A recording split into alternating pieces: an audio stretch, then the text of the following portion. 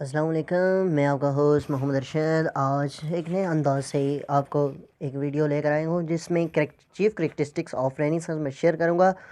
इससे पहले मैंने रेनेसांस का इंट्रोडक्शन दिया है। अगर आपने इंट्रोडक्शन की वीडियो नहीं देखी तो डिस्क्रिप्शन में आपको लिंक मिल जाएगा, उधर जाकर ज़रूर देख लीजिए। तो मैं ज़्यादा टाइम वेस्ट नहीं करूँगा और वीडियो को शुरू करता हूँ। ये वीडियो बहुत इंटरेस्टिंग होने वाली है। इससे पहले अगर आपने मेरे चैनल को सब्सक्राइब नहीं किया तो उस पहले सब्सक्राइब कीजिएगा और उसके बाद लेटेस्ट वीडियो अपलोड के लिए आप बेल आइकन को प्रेस करें। तो मैं वीडियो स्टार्ट करता हूँ।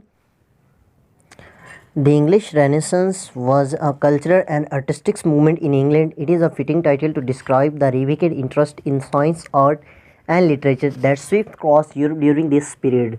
Many discoveries also took place in every field of life. Columbus discovered America and Copernicus discovered solar system in 1609. Galileo telescope that magnified objects 20 times. He discovers four satellites of Jupiter and found the Milky Way was made up of stars. German goldsmith Gutenberg invented the printing press, and Coxton set up printing press first time in England. The chief characteristics of the age was its emphasis on humanism, which means man's concern with himself and objects of contemplation. Patrick and Basico were the spearhead of this movement in Italy in the 14th century. तो आगाज़ करते हैं, इसको मैं समझाने की कोशिश करता हूँ। दी रेनेसांस वॉज, जो रेनेसांस थी वो कल्चर थी और फ़नी तमीर मूवमेंट्स थी जो इंग्लैंड में। इसका टाइटल इस तरह डिस्क्राइब करके कि इसमें साइंस आर्ट और लिटरेचर जो यूरोप में इस पीरियड में क्रॉस हो रही थी, इसके बारे में भी वजाहत करती है। बहुत सी डिस्कवरी इसमें इस मूवमेंट में हुई।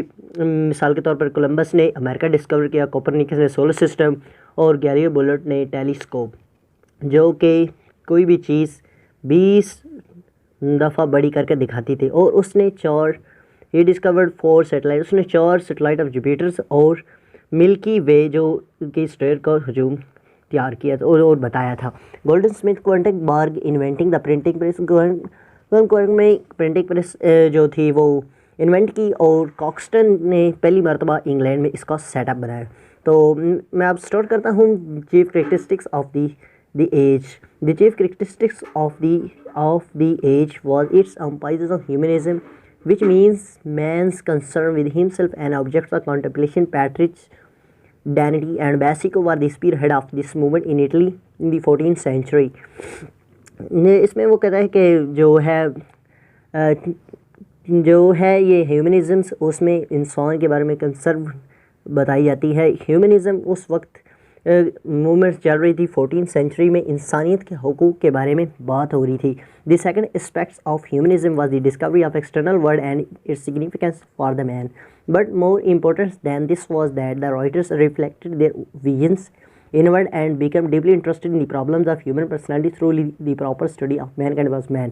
इसमें वो बताता है कि इसके जो दूसरी है वो मेन जो डिस्कवरी ऑफ एक्सटर्नल वर्ल्ड यानी नए की इसमें इंसान की अहमियत पर जोर दिया गया है। लेकिन मोर इंटरेस्ट जो राइटर थे वो बहुत दिलचस्पी लेते थे ह्यूमंस पर्सनैलिटी, ह्यूमंस के प्रॉब्लम्स के ऊपर बहुत ज़्यादा दिलचस्पी लेते थे। उनका ज़्यादातर जो स्टडी पर फोकस था वो मैन काइंड वाज मैन था। Thirdly, another dominant feature of humanism was enhanced sensitivity to the formal beauty and the cultivations of aesthetic sense. This cult of allegiance in prose writing produced the ornate style by Lilly.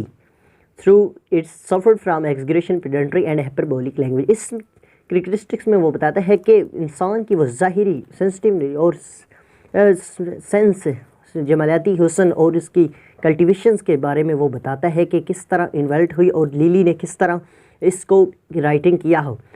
ये बहुत ही hyperbolic language यानी ऊपर की language के तौर पर इस्तेमाल किया जाता है। Fourthly, another dominate features of humanism come to be held responsible for their own actions and deeds. Cassius says that to Brutus and Julius Caesar, they fault dear Brutus is not in our stars but in ourselves, that we are underlines. Instead of looking up to some higher authority as down in the Middle Ages during the Renaissance period, guidance was to be found from within.